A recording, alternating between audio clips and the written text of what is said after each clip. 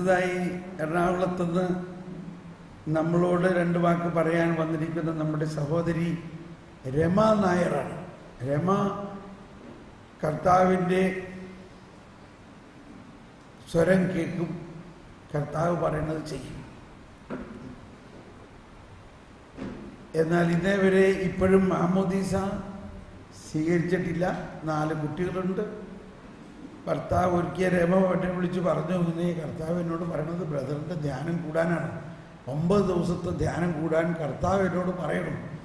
പക്ഷേ എങ്ങനെ ചെയ്യും? 4 കുട്ടികളും ഭർത്താവിനെ വിട്ടിട്ട് ഞാൻ എങ്ങനെയാണ് വരണ്ടേന്ന് എനിക്കറിയില്ല. കർത്താവ് തന്നെ എന്തെങ്കിലും വഴിയൊരുക്കണം. എനിക്കിത് ഭർത്താവിനോട് പറയാൻ തന്നെ ഭയമാണെന്ന് പറഞ്ഞു.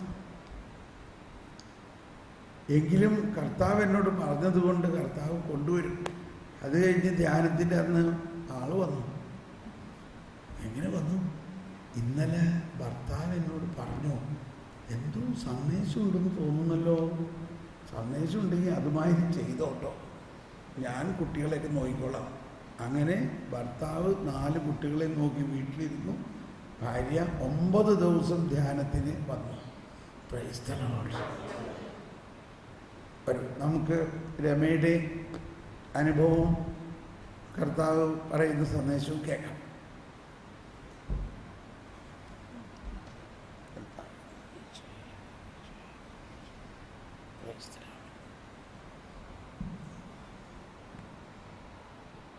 ഇങ്ങനെ മതിയോ? ഇല്ല മതി.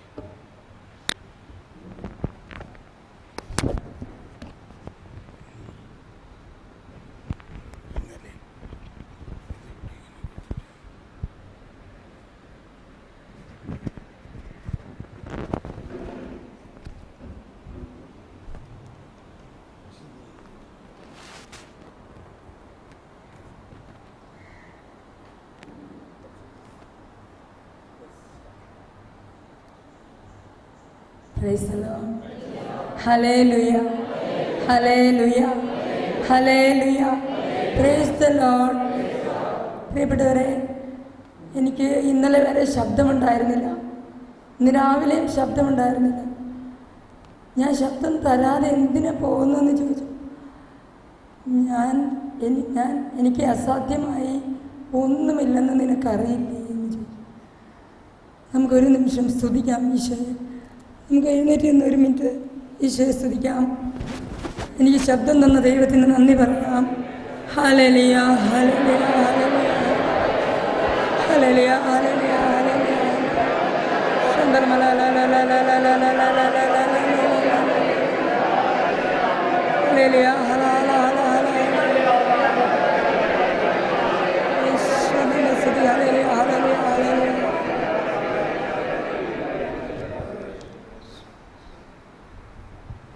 എന്തിനാ നമുക്കിരിക്കാം?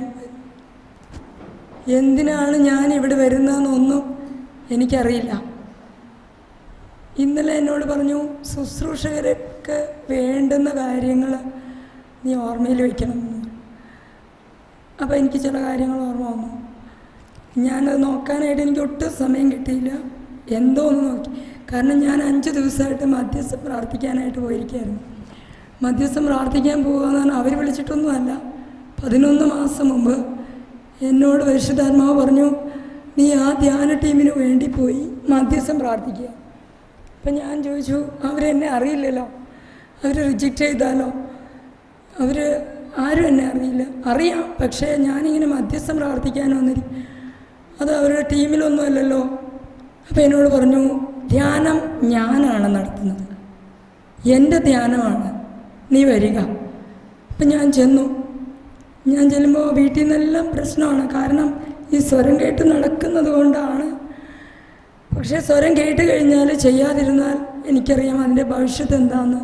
ഇപ്പോൾ ബ്രദർ പറഞ്ഞു, ഞാൻ 9 ദിവസം ധ്യാനത്തിന് വന്നു എന്ന്. ഈ 9 ദിവസം കഴിഞ്ഞിട്ട് വീണ്ടും 3 തവണ കൂടെ എന്നെ ബ്രദറുടെ ധ്യാനത്തിന് കൊണ്ടുപോയി. 9 ദിവസം. ഓരോ തവണയും എന്നോട് പറയും, നമുക്ക് ധ്യാനത്തിന് പോകാം, അവിടെ 9 ദിവസം നീ വരണം, അതിനിടയിൽ നിന്നിലൂടെ എനിക്ക് കുറച്ച് കാര്യങ്ങൾ പറയാനുണ്ടെന്ന് പറയും.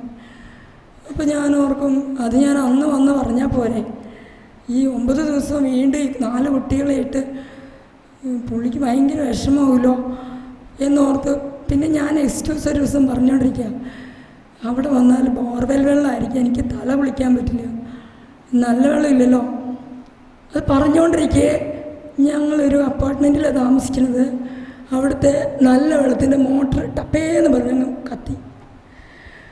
അപ്പോൾ ഇനി നീ നല്ല വെള്ളത്തിൽ കുളിക്കും, നീ ഇവിടെ നിന്നാൽ നീ മാത്രമല്ല ഇവിടെ ഇരിക്കുന്ന എല്ലാവർക്കും ഞാൻ ശിക്ഷയല്ല, അവരെല്ലാവരും ദയനീയമായി അനുഭവിക്കുന്ന ഒരവസ്ഥ. ഞാനൊന്നും വേണ്ടിയില്ല, വേഗം തന്നെ പാക്ക് ചെയ്തപ്പോൾ ഇത് ഞാനറിയുന്ന ബ്രദറിനെ അറിയുന്ന ഒരു ബ്രദർ എൻ്റെ വീട്ടിൽ നിൽക്കാം. അപ്പോൾ ബ്രദറിനെ കുറിച്ചൊരു അപഖ്യാതി എന്നോട് പറയാം.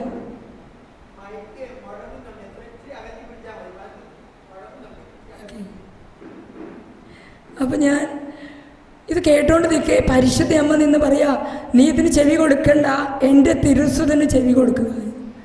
ഞാൻ ഉടനെ വേഗം പോയി, ഒന്നും വേണ്ടിയില്ല, ഞാൻ ആർക്കും എതിർത്തും പറഞ്ഞില്ല, ഒന്നും പറഞ്ഞില്ല, ഞാൻ വേഗം തന്നെ പോയി. അങ്ങനെ 4 പ്രാവശ്യം എന്നെ കൊണ്ടുപോയിട്ടുണ്ട്. പ്രിയപ്പെട്ടവരെ, എൻ്റെ ജീവിതത്തിൽ ഒരു വേദന വന്നപ്പോൾ, വേദന എന്ന് പറഞ്ഞാൽ എൻ്റെ ഏറ്റവും പ്രിയപ്പെട്ടതായിട്ട് ഞാൻ കരുതിയിരുന്ന എൻ്റെ ക്ലോസ് ഫ്രണ്ട്, എൻ്റെ നാട്ടുകാർ, എൻ്റെ വീട്ടുകാർ, എൻ്റെ എല്ലാ കൂട്ടുകാരും ഉപേക്ഷിച്ച സമയത്ത് ഈശോയിൽ ആശ്രയിച്ചപ്പോൾ പരിശുദ്ധാത്മാവ് നിറഞ്ഞൊരു സഹോദരി എനിക്കൊരു വചനം തന്നു. അത് ഈ വചനമാണ്, യെശയ്യാ 57:1. എന്നോട് പറഞ്ഞു, മോൾക്കിപ്പോൾ ഈ വചനം ആവശ്യമാണ്, വിനാശത്തിൻ്റെ കൊടുങ്കാറ്റ് കടന്നു പോകുവോളം അങ്ങനെ ചിറകിൻ്റെ കീഴിൽ ഞാൻ അഭയം പ്രാപിക്കുന്നു. ഈ തിരുവചനം ഞാൻ ചൊല്ലിക്കൊണ്ടിരിക്കൊണ്ടിരുന്നു. അങ്ങനെ ഇരിക്കുമ്പോഴാണ് ബ്രദറിൻ്റെ ധ്യാനത്തിന് വന്ന് അറ്റൻഡ് ചെയ്യാനായിട്ട് ദൈവം അനുവദിച്ചത്. എനിക്കൊരു വചനം ചൊല്ലി ഞാനത് ചൊല്ലിക്കൊണ്ടിരിക്കുമ്പോൾ സങ്കീർത്തനങ്ങൾ, ഒത്തിരി വചനങ്ങൾ കർത്താവ് എന്നെ പഠിപ്പിച്ചു. ഒത്തിരി വചനങ്ങൾ ഞാൻ ആദ്യം കേട്ട സങ്കീർത്തനം 57 തന്നെയാണ്. ഫസ്റ്റ് ഡേ വരുമ്പോൾ സങ്കീർത്തനം 57 ചൊല്ലി. ഈ ടീം അംഗങ്ങൾ, ഗായക സംഘം 57 ചൊല്ലുമ്പോൾ ഞാനിങ്ങനെ വിചാരിച്ചു, ഇത് ഇവർക്കുള്ള സങ്കീർത്തനം, ഇതെനിക്കൊന്നും പഠിക്കാൻ പറ്റില്ല, ഇത്ര ലോങ് ആയിട്ടുള്ള സങ്കീർത്തനം ഞാനെങ്ങനെ പഠിക്കണേ എന്നോർത്തു. ഞാനതുകൊണ്ട് ഞാൻ ഒറ്റ മൈൻഡ് ചെയ്തില്ല, അവർ ചൊല്ലിക്കോട്ടെ എന്ന് വിചാരിച്ചു. എനിക്ക് വെളുപ്പിന് 2 മണി കഴിയുമ്പോൾ പരിശുദ്ധാത്മാവ് എന്നെ വിളിക്കും. ഞാൻ എഴുന്നേറ്റ് വരണത് തന്നെ, എന്നോട് കൃപയുണ്ടാകണമേ, എന്നെ ഈ ദൈവമേ എന്നോട് കൃപ തോന്നണം. ഇതിങ്ങനെ എൻ്റെ ആത്മാവിൽ പാവലിൽ ഇങ്ങനെ ചുറ്റിപ്പിടിച്ച പോലെ ചുറ്റിപ്പിടിച്ച്. അപ്പം ഞാൻ ശ്രദ്ധിച്ചപ്പോൾ 57 സങ്കീർത്തനം മുഴുവൻ ചൊല്ലി. ഇന്നലെ ക്ലാസ് കേട്ടത് മുഴുവൻ ടേപ്പ് എടുത്ത പോലെ എല്ലാം ഇങ്ങനെ പറയാൻ തുടങ്ങി, മുഴുവനും കേൾക്കാൻ തുടങ്ങി. അപ്പോൾ ഞാൻ ഓർത്തു, ഇത് ആത്മാവിൽ പിടിച്ചിട്ടുണ്ട്, ഇത് കൃത്യസമയത്ത് കിട്ടിക്കോളും. പൗലോസ് പറയണ പോലെ ഫിലിപ്പിയർക്ക് എഴുതിയ ലേഖനത്തിലെ 1-ാം അധ്യായം 29, സഹോദരരെ, എൻ്റെ ജീവിതത്തിൽ എനിക്ക് സംഭവിച്ചതെല്ലാം സുവിശേഷത്തിൻ്റെ പുരോഗതിക്ക് കാരണമായി എന്ന് നിങ്ങളറിയാൻ ഞാൻ ആഗ്രഹിക്കുന്നു. ഞാനൊരു ദിവസം വണ്ടിയിൽ പോയിക്കൊണ്ടിരിക്കുമ്പോൾ MG റോഡിൽ ജംഗ്ഷനിലെത്തി. അവിടെ ട്രാഫിക് ഐലൻഡിലെത്തിയപ്പോൾ മുമ്പിലത്തെ സിഗ്നൽ നോക്കിയപ്പോൾ ഗ്രീനാണ്, എൻ്റെ മുമ്പിലുള്ളവർ പോയിക്കൊണ്ടിരിക്കുക. ഞാനപ്പോൾ വണ്ടി എടുത്തു. മുമ്പോട്ട് പോയപ്പോഴാണ് എൻ്റെ തൊട്ട് മുമ്പിൽ ഉള്ള വണ്ടി പോയി കഴിഞ്ഞപ്പോൾ റെഡ് സിഗ്നൽ വന്നു. ഞാൻ ശ്രദ്ധിച്ചില്ല, ഞാൻ വണ്ടിയാണ് ശ്രദ്ധിച്ചത്. ഞാൻ വണ്ടി എടുത്തതും 4 പാടൊന്നും ബഹളം. എന്താ ഇവരൊക്കെ അവിടുന്ന് ഇവിടുന്നൊക്കെ വണ്ടി വരാനും തുടങ്ങി. എന്നിട്ട് എന്നെ വഴക്കം പറയുന്നുണ്ട്. ഞാനതൊന്നും ശ്രദ്ധിക്കില്ല. എൻ്റെ ഉള്ളിൽ നിന്ന് ഈ വചനം വരിക, അറിയാതെ പറ്റുന്ന വീഴ്ചകളിൽ നിന്ന് എന്നെ ശുദ്ധീകരിക്കണമേ, ബോധപൂർവം ചെയ്യുന്ന തെറ്റുകളിൽ നിന്ന് ഈ ദാസനെ കാത്തുകൊള്ളണമേ, അവയെന്നില്ലാധിപത്യം ഉറപ്പിക്കാതിരിക്കട്ടെ, അപ്പോൾ ഞാൻ നിർമ്മലനായിരിക്കും, മഹാപരാധങ്ങളിൽ നിന്നു ഞാൻ ഉചിതനായിരിക്കും, എൻ്റെ അഭയ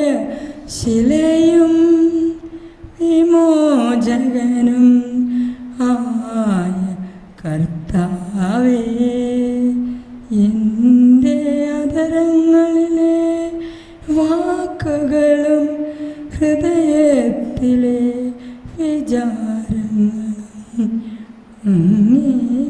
വിധികരമായിരിക്കട്ടെ. എൻ്റെ ഉള്ളിൽ നിന്നിത് സങ്കീർത്തനം വരുമ്പോഴും ഞാൻ ചിന്തിക്കുക, ക്യാമറയുണ്ട്, ഇപ്പോൾ പോലീസിന് പിടികിട്ടി കാണും, എന്നെ ഇപ്പോൾ വിളിക്കും. പക്ഷേ സങ്കീർത്തനം നിൽക്കുന്നില്ല. എന്നെ മോചിതനായ എൻ്റെ അപേക്ഷലയും കോട്ടയും വിമോചകനുമായ ദൈവം എൻ്റെ കൂടെയുള്ളപ്പോൾ എന്നെ ഏത് പോലീസ് പിടിക്കാൻ? ഞാനിത് വലിയ സന്തോഷമായിട്ട് ഞങ്ങൾ പോയി. ഇതുപോലെ സങ്കീർത്തനങ്ങൾ ഓരോ സമയത്തും നമ്മളെ എത്രമാത്രം പിടിച്ചു നിർത്തുമെന്നറിയോ?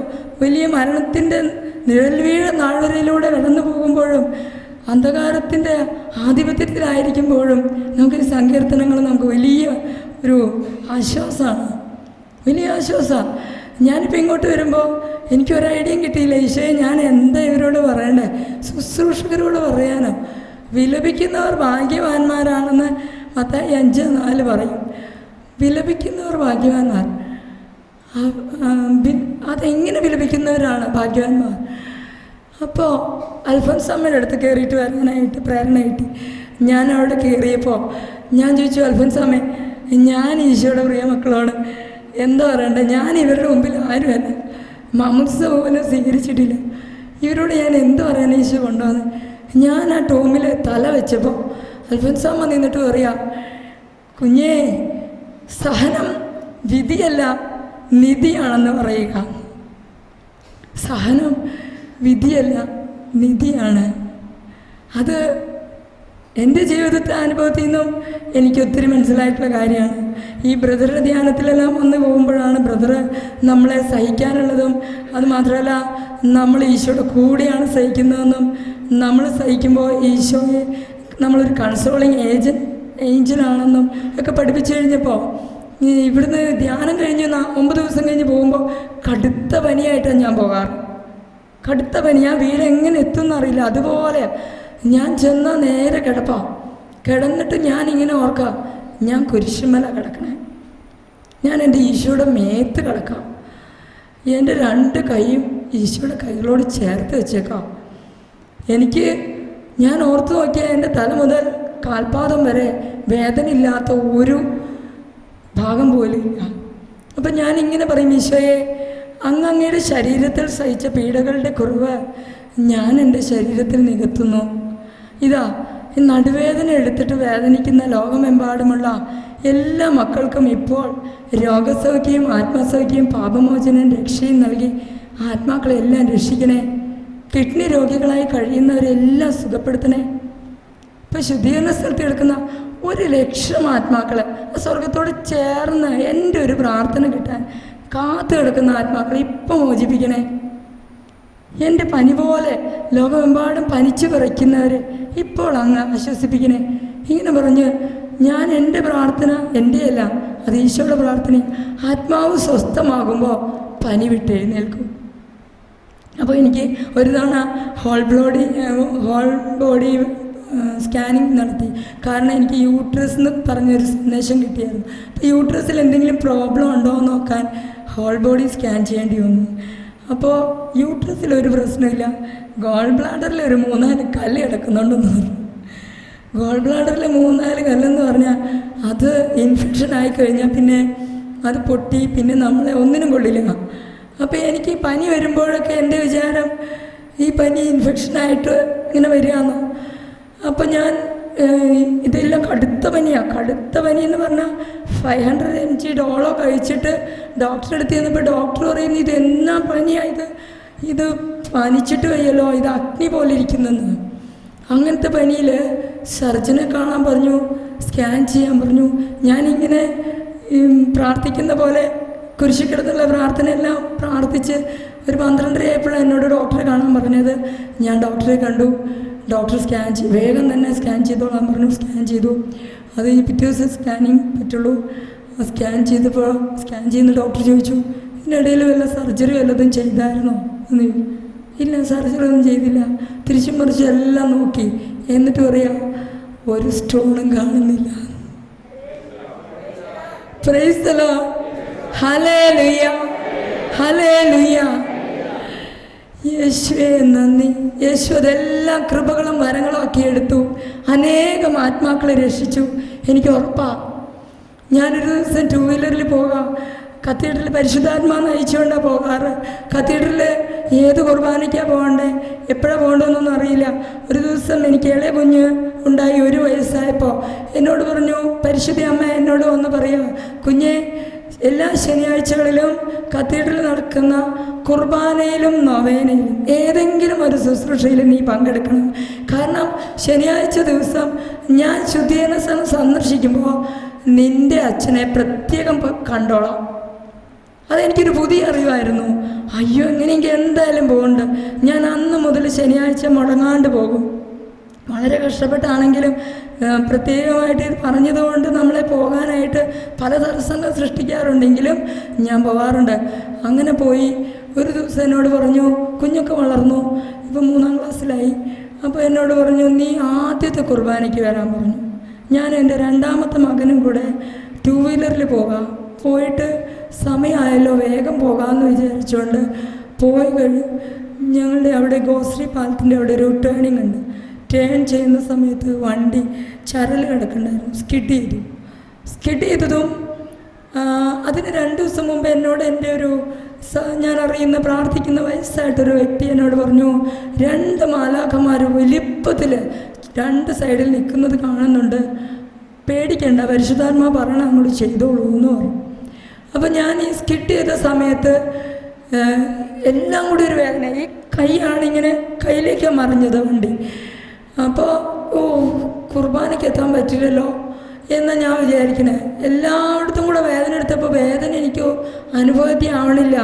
പക്ഷേ വണ്ടി എൻ്റെ കയ്യിൽ വീണപ്പോൾ തന്നെ ഈ നഖം പോയി, ഈ വിരലെല്ലാം ചതഞ്ഞു, പൊട്ടി, ബ്ലഡെല്ലാം വരുന്നുണ്ട്. ഈ മുട്ട്, ഷോൾഡറെല്ലാം പൊട്ടി.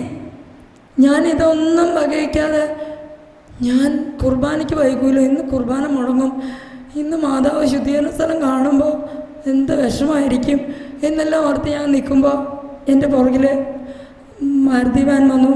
ചേച്ചി വീണല്ലോ, വേഗം വണ്ടി കയറിക്കോളൂ, മോനും കയറിക്കോ, വണ്ടിയിൽ നിന്ന് പേഴ്സോ വല്ലതും എടുക്കാനുണ്ടെങ്കിൽ എടുത്തോ, കീ എടുത്തോ, ഞങ്ങൾ വണ്ടിയിൽ ഹോസ്പിറ്റലിൽ കൊണ്ടുവരാമെന്ന് പറഞ്ഞിട്ട് അവരപ്പം തന്നെ ഹോസ്പിറ്റലിൽ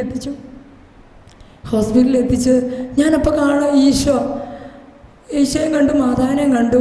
ഹോസ്പിറ്റലിൽ എത്തിച്ചതും എനിക്ക് തല ഇറങ്ങാൻ തുടങ്ങി. തല ഇറങ്ങി കയറി അവിടെ ഇരുന്നു. മോനൊന്നും പറ്റിയില്ല, കാരണം ഞാനായിരുന്നു ലക്ഷ്യം. അപ്പം ഞാൻ കയറി അവിടെ കിടന്നപ്പോൾ എന്നോട് പറഞ്ഞു, നീ നിൻ്റെ റിങ് അഴിച്ചു മാറ്റുക, ഇപ്പോൾ സെല്ല് ചെയ്യും എന്ന് പറഞ്ഞു. അത് പ്രകാരം ഞാൻ അവിടെ അറ്റൻഡറിനോട് പറഞ്ഞു, കട്ട് ചെയ്തോളൂ, കുഴപ്പമില്ല. അതുപോലെ എല്ലാം ക്രമീകരിക്കപ്പെട്ടു. സർജറിയുടെ സമയത്തൊക്കെ ഇവിടെ ടച്ച് ചെയ്ത സെൻസേഷൻ ഉണ്ടാവില്ല എന്ന് പറഞ്ഞു. പക്ഷേ അതെല്ലാം സെൻസേഷനൊക്കെ ഉണ്ട്. ഞാൻ സഹനത്തിൻ്റെ ആദ്യ കഠിനമായ ചൂളയിലൂടെ ഏകദേശം 1.5-2 വർഷം കടന്നുപോയി. ബാക്കിയെല്ലാം മാറിയെങ്കിലും എൻ്റെ ഈ വിരൽ ഒടിഞ്ഞിട്ട് നമ്മൾ ഈ വിരൽ മാത്രം അനക്കാതിരിക്കുമ്പം അറിയാണ്ട് ഈ 3 വിരൽ അനക്കില്ല, ഇത് മാത്രം പിടിച്ചുകൊണ്ട് നിൽക്കും. അതുപോലെ ഈ 3 വിരൽ സ്റ്റിഫെന്ന് പറഞ്ഞാൽ ഈ സ്റ്റീൽ കമ്പി എങ്ങനെ ഇരിക്കും അതുപോലെയായി. ഭയങ്കര വേദനയാണ്, മടക്കാൻ പറ്റില്ല, മടക്കിയ വേദനയാണ്. അപ്പോൾ പരിശുദ്ധാത്മാവ് എൻ്റെ അടുത്ത് പറഞ്ഞു, സെൻറ്റ് ജെയിംസ് ഹോസ്പിറ്റലുണ്ട് ചാലക്കുടിയിൽ, അങ്ങോട്ട് പോകാമെന്ന് പറഞ്ഞു. ഹസ്ബൻഡ് കൊണ്ടുപോയി. ഞങ്ങൾ സീസൺ ടിക്കറ്റ് എടുത്താണ് പോണത്. സീസൺ ടിക്കറ്റ് എടുത്ത് പോയിട്ട് അവിടെ ചെന്ന് കുറച്ച് ദിവസം കഴിഞ്ഞപ്പോൾ ഹസ്ബൻഡ് മതിയായി. കാരണം നമ്മളേതായാലും പോകുകയാണല്ലോ, അപ്പോൾ 2 സിറ്റിംഗ് എടുത്തിട്ട് ഞാൻ ചിരിച്ചുകൊണ്ടാണ് തുടങ്ങുന്നതെങ്കിലും പിന്നെ ഞാൻ കരയാൻ തുടങ്ങും. അന്തോണീസാണ് എൻ്റെ പാറ്റേൺ. അന്തോണീസ് എൻ്റെ അടുത്ത് നിൽക്കണോട്ടോ എന്ന് പറയാം. അന്തോണീസ് നിൽക്കണേ കാണാം. പിന്നെ ഒന്നും ഓർമ്മയില്ല. 3-4 പ്രാവശ്യം ബോധം പോകാറുണ്ട്. ഞാൻ ശുദ്ധീകരാത്മാക്കൾക്ക് വേണ്ടി ഇതെല്ലാം കാഴ്ചവെച്ച് മാവിട്ട് കരയും. കുറേ നേരം കഴിയുമ്പോൾ ഒന്നും ഓർമ്മയുണ്ടാവില്ല. അങ്ങനെ ഇരുന്ന് ഞാൻ ഫസ്റ്റ് ഡേ തിരിച്ചു വരുമ്പോൾ എന്നോടൊരു സഹോദരൻ ചോദിച്ചു, മോളിന്ന് എന്തിനാ കരഞ്ഞതെന്ന് ചോദിച്ചു. ഞാൻ പറഞ്ഞു, ഞാൻ ശരിയാ, ഞാൻ മാവിട്ട് കരഞ്ഞെന്ന്. ഒത്തിരി ആത്മാക്കളെ സ്വർഗത്തിലേക്ക് കയറിപ്പോകുന്നത് കാണുന്നുണ്ട്. ഇന്ന് അങ്ങനെ കരഞ്ഞില്ലായിരുന്നെങ്കിൽ ഈ ആത്മാക്കളൊക്കെ രക്ഷപ്പെടുമായിരുന്നു എന്ന്. Price the Lord. ഹല്ലേലൂയ, ഹല്ലേലൂയ. എൻ്റെ പ്രിയപ്പെട്ടവരെ, ഞാനവിടെ 1.5 മാസം 2 മാസത്തോളം അവിടെ പോയിട്ടും എൻ്റെ 3 പേരിൽ മാത്രം അനങ്ങിയില്ല. 2-3 പ്രാവശ്യം മോട്ടർ ആക്സിഡെല്ലാം മയപ്പെടുത്തി എല്ലാം ഫിസിയോതെറാപ്പി ചെയ്തു. വീട്ടിലെത്തുമ്പോൾ പഴയപടിയാവും. ഞാൻ ഇവിടെ വരുന്ന ഈ വിരലിനെ വയ്യാണ്ടിരിക്കുന്ന അനേക ആത്മാക്കൾക്ക് വേണ്ടി പ്രാർത്ഥിച്ചു. ഇതുപോലുള്ള അനേക മക്കളെ എൻ്റെ മുമ്പിൽ കൊണ്ടുവന്നു. അവരുടെയെല്ലാം ഫിസിയോതെറാപ്പി കഴിഞ്ഞു, അവരെല്ലാം സുഖപ്പെട്ടു പോയി. എൻ്റെ മാറിയില്ല. ദൈവത്തെ സ്നേഹിക്കുന്നവർക്ക്, അവിടുത്തെ പദ്ധതി അനുസരിച്ച് വിളിക്കപ്പെട്ടവർക്ക് അവിടുന്ന് സകലത നന്മയ്ക്കായി പരിണമിപ്പിക്കുന്നു. റോമ 8:28. ഞാനിങ്ങനെയൊക്കെ എനിക്ക് കുറേ കാര്യങ്ങളിങ്ങനെ കാണിച്ചു തന്നു. അപ്പോൾ ഞാൻ ഈശോയോട് പറഞ്ഞു, ഇതൊക്കെ മാറണമെങ്കിൽ സഹീവനിൽ പോകണം, അവിടെയാണ് ബന്ധനം അടിക്കുന്നത്. അപ്പോൾ ഒന്നും വേണ്ടിയില്ല. അന്ന് രാത്രി എൻ്റെ ഒരു ഫ്രണ്ട് കണ്ണൂരിൽ നിന്ന് വിളിച്ചപ്പോൾ ഞാൻ പറഞ്ഞു, ഇന്ന് കാലത്ത് എനിക്ക് കുറച്ച് ദർശനങ്ങൾ ഈശോ കാണിച്ചു തന്നു, സഹീനിൽ പോയാലേ ആ ബന്ധനം അഴിയുന്നു എൻ്റെ മനസ്സിൽ തന്നു എന്ന് പറഞ്ഞു. പിറ്റേ ദിവസം രാത്രി ആ കുട്ടി എന്നെ വിളിച്ചിട്ട് പറയാം, സഹീവനിൽ രമയ്ക്കൊരു സീറ്റ് റെഡി ആയിട്ടുണ്ടെന്ന്. അങ്ങനെ ജനുവരി 15-ാം തീയതി ഞാൻ സഹീവനിൽ പോയി. അവിടെ വെച്ച് കൗൺസിലിംഗ് നടത്തിയപ്പോൾ സിസ്റ്റർ ഞാൻ ചെന്നപ്പോൾ തന്നെ എന്നോട് പറഞ്ഞു, 20 മിനിറ്റാണ് പറയുന്നതെങ്കിലും നിന്നെ ഫ്രീ ആക്കിയിട്ടേ വിടാവൂ എന്ന് കർത്താവ് പറയുന്നെന്ന്. അവിടെ ഇരുന്നു സിസ്റ്റർ കണ്ണടച്ച് പ്രാർത്ഥിക്കാൻ തുടങ്ങി. ഓരോന്നായിട്ട് എന്നോട് പരിശുദ്ധാത്മാവ് പറയുന്ന കാര്യങ്ങളെല്ലാം എടുത്തു. അവസാനം സിസ്റ്റർ കണ്ണടച്ചുകൊണ്ട് ചോദിച്ചു, മോളിൻ്റെ കൈയിന് എന്താ പറ്റിയേ? ഇപ്പോൾ കൈ ഒടിഞ്ഞിട്ടാണ് കണ്ടിരിക്കുക, സ്റ്റിഫായിരിക്കുക. അപ്പോൾ ഉടനെ സിസ്റ്റർ വേഗം എഴുന്നേറ്റ് കയ്യിൽ ഈ എണ്ണ പുരട്ടി പ്രാർത്ഥിച്ചു. അപ്പം ഞാൻ ചോദിച്ചു, വല്ലതും സംഭവിക്കുമോ? കാരണം കുറേ ദിവസം ഞാൻ കിടന്ന് കഷ്ടപ്പെടുക. അപ്പോൾ സിസ്റ്റർ എന്നെ രൂക്ഷമായിട്ട് നോക്കി. സിസ്റ്റർ ഭാഷാഹാരത്തിൽ എന്തോ പ്രാർത്ഥിച്ചു, ഒന്നും സംഭവിച്ചില്ല. രാത്രി പക്ഷേ എന്തോ ഒരു ഓപ്പറേഷൻ ഇവിടെ നടക്കുക. കാരണം അഗ്ലിയായിരുന്ന ഈ കൈ നല്ല ഭംഗിയായിട്ട് വന്നു. ഈ വിരൽ നിവർത്താൻ പറ്റുന്നില്ല, പക്ഷെ ഒരു മയം. അത് കഴിഞ്ഞിട്ട് വീണ്ടും ചാലക്കുടിയിൽ സെൻറ്റ് ജെയിംസിൽ പോകാൻ തുടങ്ങി. അപ്പോൾ എൻ്റെ ഒരു സുഹൃത്ത് പറഞ്ഞിട്ട് നായക്കമ്പറമ്പിൽ അച്ഛനെ കാണാൻ, അച്ഛൻ അവിടെയുണ്ട്, അച്ഛനെ കാണാൻ പറഞ്ഞു. അപ്പം ഞാനങ്ങനെ അച്ഛനെ ഒന്നും കാണാനൊന്നും നടക്കുന്ന ആളല്ല. കാരണം ഇത് പരിശുദ്ധാത്മാവിന് ഇഷ്ടമാണോ അല്ലേ എന്നറിയില്ലല്ലോ. മാത്രമല്ല മാനുഷികമായിട്ട് അച്ഛനെന്ന് പറഞ്ഞാൽ എനിക്ക് അപ്രാപ്യമായ ഒരാളാണ്. അതുകൊണ്ട് പരിശുദ്ധാത്മാവ് ആഗ്രഹിക്കുന്നുണ്ടെങ്കിൽ പോകാമെന്ന് വിചാരിച്ചു. ഞാൻ ചാപ്പൽ കയറി പ്രാർത്ഥിച്ചപ്പോൾ എന്നോട് പറഞ്ഞു, ഒരു സിറ്റിംഗ് ഇരുന്നാൽ മതി, നീ പോയി കണ്ടോളാൻ പറഞ്ഞു. ഞാൻ അവിടെ ചെന്നു. അച്ഛൻ കുർബാന അർപ്പിച്ചുകൊണ്ടിരിക്കുക. കഴിഞ്ഞ് കുറച്ചിടം കഴിഞ്ഞപ്പോൾ ഞാൻ എല്ലാവരെയും തൊട്ട് പ്രാർത്ഥിക്കുന്ന പോലെ അച്ഛൻ എനിക്ക് വേണ്ടി പ്രാർത്ഥിച്ചു. അത് കഴിഞ്ഞപ്പോൾ ഞാൻ ചോദിച്ചു, എൻ്റെ ഒരു സുഹൃത്ത് അച്ഛനെ വിളിച്ച് പറഞ്ഞായിരുന്നോ എൻ്റെ കാര്യം? ഇല്ല, പറഞ്ഞില്ല എന്ന് പറഞ്ഞു. അപ്പോഴും പരിശുദ്ധാത്മാവ് നീ ഇവിടെ നിൽക്കുന്നു പറഞ്ഞു. അച്ഛൻ കാപ്പി കുടിക്കാൻ പോയി. കുറച്ച് നേരം കഴിഞ്ഞപ്പോൾ അച്ഛനെ സിസ്റ്ററിനെ വിട്ടിട്ട് എന്നെ വിളിപ്പിച്ചു. അച്ഛനെ നമ്മൾ ഇത്രയും കാലം ഒരുമിച്ച് ജീവിച്ചതാണെന്നുള്ള മട്ടിൽ അത്ര സ്നേഹത്തോടെ എന്നോട് സംസാരിക്കാൻ തുടങ്ങി. എല്ലാ വിശേഷങ്ങളൊക്കെ ചോദിച്ചു. എന്നിട്ട് പുറം വേദനയുണ്ടെന്ന് പറഞ്ഞു. അതെനിക്കാണെന്ന് പറഞ്ഞു. മാറുന്നുണ്ടെന്ന് പറഞ്ഞു. കൈയിന് എന്താ പറ്റിയപ്പോൾ കൈ എൻ്റെ കാണിച്ചു. കൈ അച്ഛൻ കൈ തൊട്ട് പ്രാർത്ഥിച്ചു. അപ്പോഴൊന്നും സംഭവിച്ചില്ല. ഞാൻ വിചാരിച്ചു ഇതൊക്കെ പരിശുദ്ധാത്മാവ് തന്നെയാണോ? ഇല്ല, ഞാൻ സംശയിക്കുന്നില്ല. എൻ്റെ ബുദ്ധിയെ ഞാൻ വീണ്ടും സറണ്ടർ ചെയ്യുക. ഇങ്ങനെ പറഞ്ഞിട്ട് ഞാൻ പോയി. അത് കഴിഞ്ഞിട്ട് 1 മാസം കഴിഞ്ഞില്ല. അതിനു മുമ്പ് മറൈൻ ഡ്രൈവ് കൺവെൻഷൻ വന്നു. ഹോട്ടലച്ചൻ സഹ്യൻ ഗ്രൂപ്പ് നടത്തുന്ന കൺവെൻഷനായിരുന്നു. ആ ഗ്രൂപ്പിൻ്റെ കൂട്ടത്തിൽ സാബു ആർതൊട്ടിൽ എന്ന് പറഞ്ഞൊരു ബ്രദറ് 4th ഡേ വന്ന് ഒരു ഹീലിംഗ് സെഷൻ ഉണ്ടായിരുന്നു.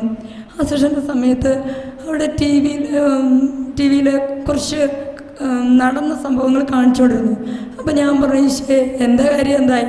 4ാമത്തെ ദിവസം ഞാനിവിടെ വന്നിരിക്കും, എനിക്ക് വേദന എടുത്തിട്ട് വയ്യ എന്ന് പറഞ്ഞതും ആ നിമിഷം അതിശക്തമായിട്ട് പരിശുദ്ധാത്മാവ് എൻ്റെ പുറകെ കൂട്ടി അങ്ങ് ഇറങ്ങി വന്നിട്ട് എൻ്റെ ഈ കൈകളിലേക്ക് 3 വിരലുകളിലേക്കും ഒഴുകിയിറങ്ങി ഈ ഇരുമ്പ് വടി പോലെ ഇരുന്നിരുന്ന ഈ വിരലുകൾ റബ്ബർ പോലെ വളയാൻ തുടങ്ങി.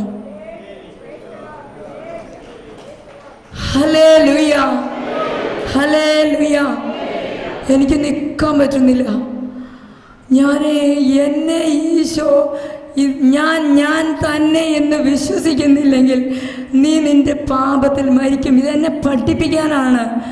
എത്രയെല്ലാം കാണിച്ചിട്ടും നീ എന്നിൽ വിശ്വസിക്കുന്നില്ലല്ലോ, നിന്നെ ഞാൻ പഠിപ്പിക്കും, എൻ്റെ ശക്തി എന്ന് പറഞ്ഞ് ഇതാണ് എനിക്ക് തരുന്ന ബോധ്യം.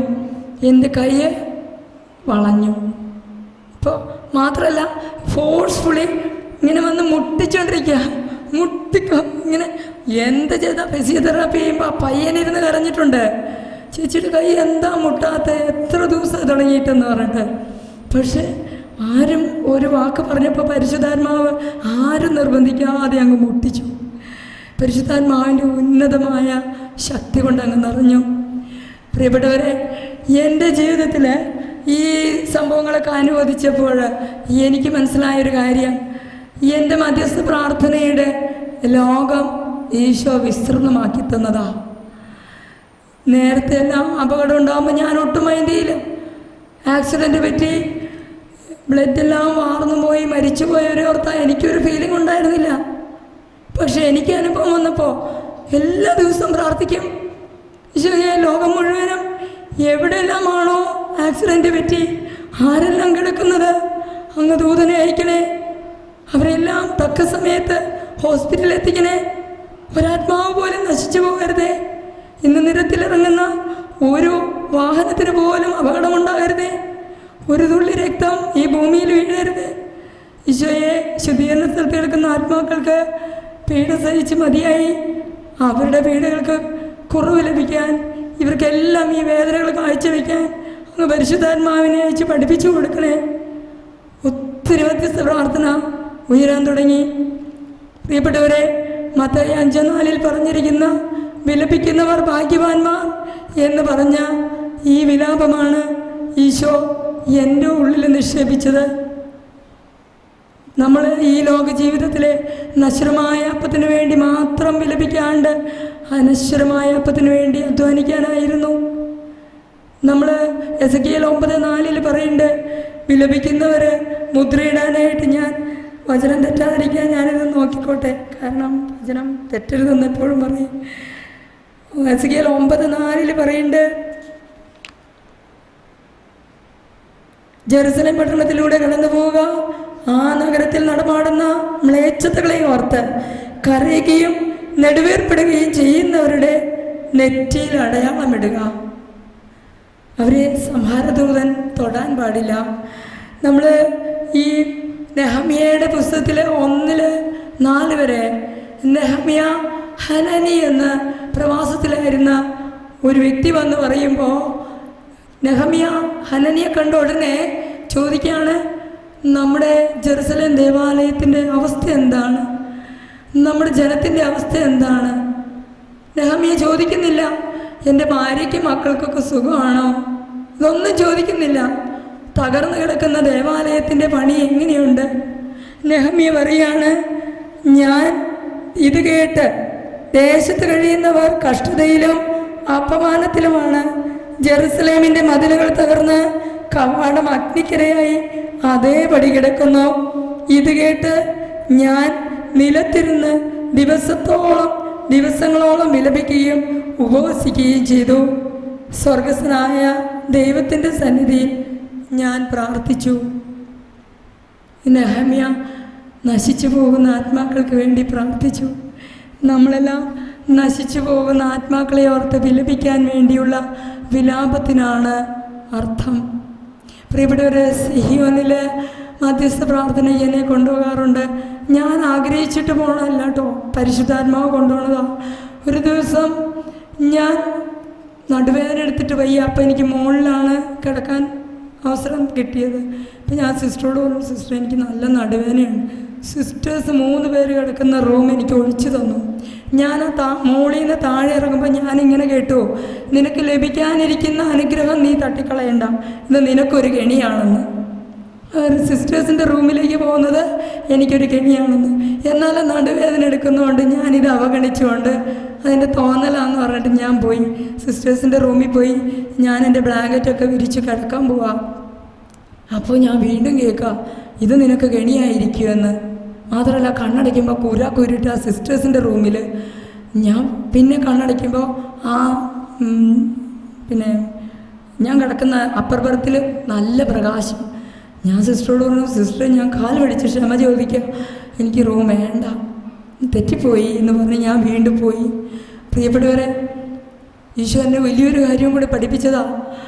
2 മണി കഴിയുമ്പോൾ എന്നെ പ്രാർത്ഥിക്കാൻ വിളിക്കുന്ന ഒരു പതിവുണ്ട്. പരിശുദ്ധാത്മാവ് അങ്ങനെ 2 മണിക്ക് വിളിച്ചു. ഞാൻ എന്തിനും പോകുന്നയാളല്ലേ, അഹങ്കാരത്തിൻ്റെ കൊടുമുടിയിൽ നിൽക്കുന്ന വ്യക്തി. ഞാൻ തനിയെ മുകളിൽ നിന്ന് ഇറങ്ങിയതും കൈവിട്ടുപോയി. കൈവിട്ട് എൻ്റെ തല പുറകിലുള്ള ഇതേപോലെയുള്ള കട്ടിലുണ്ട്, ഇരുമ്പിൻ്റെ കട്ടിൽ, തല അടിച്ചതും ഞാൻ തൂവൽ പോലെ അങ്ങായി. ഒരു ശക്തിയില്ല. നല്ല ആരോഗ്യ ദൃഢഗാത്രയായ ഒരു സ്ത്രീ അയ്യോ ആരാ വീണ് എന്ന് പറഞ്ഞ് ചാടിയോ എഴുന്നേറ്റ് എന്നെ അങ്ങ് എടുത്തു കഴിഞ്ഞപ്പോൾ ഇനി ഞാനാണെന്ന് അറിഞ്ഞാലോ എന്ന് ഓർത്ത് ഞാൻ പറഞ്ഞു ഒന്നും പറ്റിയില്ല, കിടന്നു എന്ന് പറഞ്ഞു. ഞാൻ മിണ്ടാണ്ട് എങ്ങനെയോ ബാത്റൂമിൽ പോയിട്ട് എനിക്ക് തല ഇറങ്ങുന്നോ ഛർദ്ദിക്കാൻ വരുന്നോ എന്താണെന്ന് പറയാൻ പറ്റണില്ല. ഞാൻ വളരെയധികം വിഷമിച്ചു. ഞാൻ ഇവിടെ നിന്ന് ഈശോയെ ഒരവസരം കൂടി തരണം, എനിക്കിനിയും ജീവിക്കണം. ഞാൻ ഇന്നലെ വന്നതാ, എൻ്റെ 4 മക്കള് എന്നെ ആംബുലൻസ് കൊണ്ടുവരുന്നത് നോക്കിക്കാണ്, അനുവദിക്കരുത്, എനിക്ക് അവസരം തരണേ ഈശോയെ. ഞാൻ പാപിയാണ്, പക്ഷെ ഞാൻ പ്രാർത്ഥിച്ചോളാം, അങ്ങ് പറയുന്ന എന്തും കേട്ടോളാം. ഞാൻ പതുക്കെ എഴുന്നേറ്റു.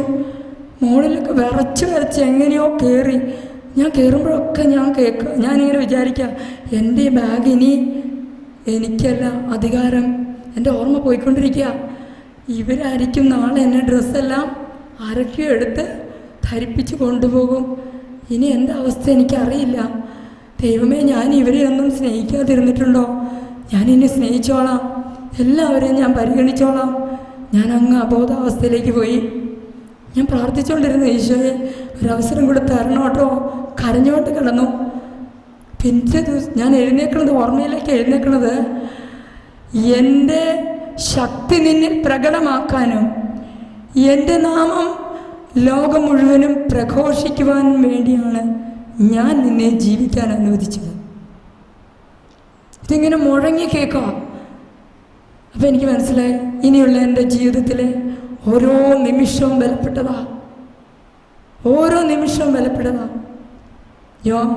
മോശയോട് പറയണ്ടേ, റോമ 9:16 പറയണ്ടേ ഇതേ വചനം. നമ്മുടെ ഓരോരുത്തരുടെയും ജീവിതം ദൈവം തന്നിരിക്കുന്ന ആയുസിൻ്റെ നിമിഷങ്ങൾ വിലപ്പെട്ടതാണ്.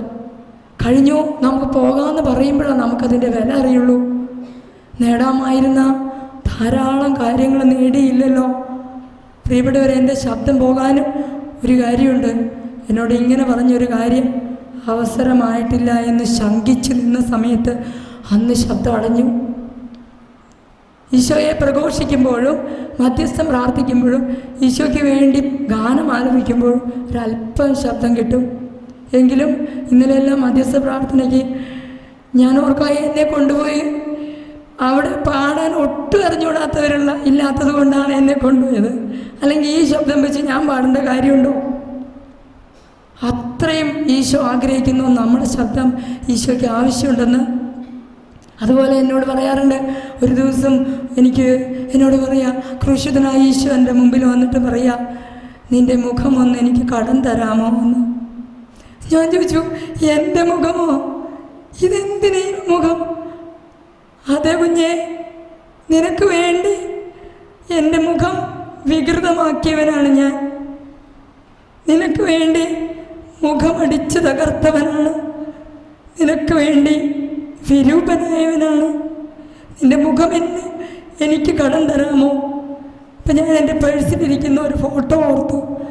ഞാൻ പറഞ്ഞു, എൻ്റെ ശ്വാസം ഇപ്പം എടുത്താൽ ഈ മുഖം കൊണ്ട് ഒരു കാര്യമില്ല, ഞാൻ കടം തരാം. അപ്പം എന്നോട് പറഞ്ഞു, നീ ആരാധനയുടെ മുമ്പിൽ വന്നിരിക്കുക. ഞാൻ പോയിരുന്നു. എനിക്ക് പറഞ്ഞു തരുന്നത് ഇങ്ങനെയാണ്, ഞങ്ങൾ കണ്ടതും കണ്ണുകൊണ്ട് കണ്ടതും ചെവി കൊണ്ട് കേട്ടതും സൂക്ഷിച്ചതും വീക്ഷിച്ചതും സ്പർശിച്ചതുമായ ജീവൻ്റെ വചനം ഞങ്ങളിവിടെ കുറിക്കുന്നു എന്ന് പറഞ്ഞ് അങ്ങോട്ട് പ്രകാശത്തിൽ കുറേ കാര്യങ്ങളിങ്ങനെ എഴുതിപ്പോകുന്നത് ഞാൻ കണ്ടു. ഞാനതെല്ലാം പകർത്തി. അത് എന്നോടൊരു ധ്യാനഗുരുവിൻ്റെ അടുത്ത് കൊണ്ടുപോയി കൊടുക്കാൻ പറഞ്ഞു. ഞാൻ കൊണ്ടുപോയി കൊടുത്തിട്ട് എൻ്റെ ഫോട്ടോയും വെച്ചു. അച്ഛനത് വായിച്ചു നോക്കിയിട്ട് പറഞ്ഞു, കൊള്ളാം, ഇത് സാക്ഷ്യത്തിലൊന്നും ഞാനിടില്ല, ഇത് ആർട്ടിക്കിളിലിടും, ഇത് കർത്താവിൻ്റെ മഹത്വമാണെന്ന്. Praise the Lord. ഹല്ലേലൂയ, ഹല്ലേലൂയ. പ്രിയപ്പെട്ടവരെ, ഞാൻ നിങ്ങളോട് കേണപേക്ഷിക്കുന്നു, എനിക്ക് പരിശുദ്ധാത്മാവ് പറയുമ്പോൾ നിൽക്കാനൊരു കൃപ തരാനായിട്ട്. നിൽക്കാറില്ല. എൻ്റെ എന്തോ ഇപ്പോഴും അഹങ്കാരം. എന്നിട്ട് ഞാൻ ഈ ശബ്ദം പോയതിന് ശേഷം എൻ്റെ മകനിലൂടെ എനിക്കൊരു വേദനയുണ്ടായി. അവൻ്റെ ഒരു സ്വഭാവം, ഞാൻ പറഞ്ഞു ആ സ്വഭാവം ഒന്നും നല്ലതല്ലെന്ന്. ഞാൻ മാത്രമേ ശബ്ദം ഉയർത്തിയുള്ളൂ. ഈശോ എന്നോട് പറഞ്ഞു, നീ നിൻ്റെ 2 പെൺകുഞ്ഞുങ്ങളെ കൊണ്ട് പോട്ടാശ്രമത്തിൽ വരിക, ആന്തരിക സഭയ്ക്ക് ധ്യാനം കൂടുക എന്ന്. പ്രിയപ്പെട്ടവരെ, അവർക്ക് വേണ്ടിയല്ല, എനിക്ക് വേണ്ടിയായിരുന്നു. എനിക്ക് വേണ്ടിയാണ് ധ്യാനം കൂടിച്ചത്. ഞാൻ അവനെ പ്രഗ്നൻ്റ് ആയ സമയത്ത് ഞാൻ MAക്കെല്ലാം പഠിച്ചുകൊണ്ടിരിക്കുന്ന ഒത്തിരി ബുക്കുകൾ, ഫിക്ഷൻസൊക്കെ വായിക്കുമായിരുന്നു. എൻ്റെ മനോവികാര വിചാരങ്ങൾ ധാരാളം ഭാവനയിലൂടെ കടന്നു പോയിരുന്നു. ഉത്തമനായ ഒരു വ്യക്തിത്വത്തെ അന്വേഷിച്ചുകൊണ്ട് ഞാൻ എൻ്റെ ഭാവനകളെ അലട്ടിയിരുന്നു, അലയാൻ വിട്ടിരുന്നു. എൻ്റെ കുഞ്ഞ് ഇന്ന് അതേ ചിന്തയിൽ നടക്കുക. പെർഫെക്റ്റായ ആ പേഴ്സണാലിറ്റി കണ്ടെത്തുവാൻ യേശുവാണെന്ന് എനിക്ക് ബോധ്യമായെങ്കിലും അവന് ബോധ്യമായില്ല. എനിക്ക് ആന്തരിക സൗഖ്യം കിട്ടി.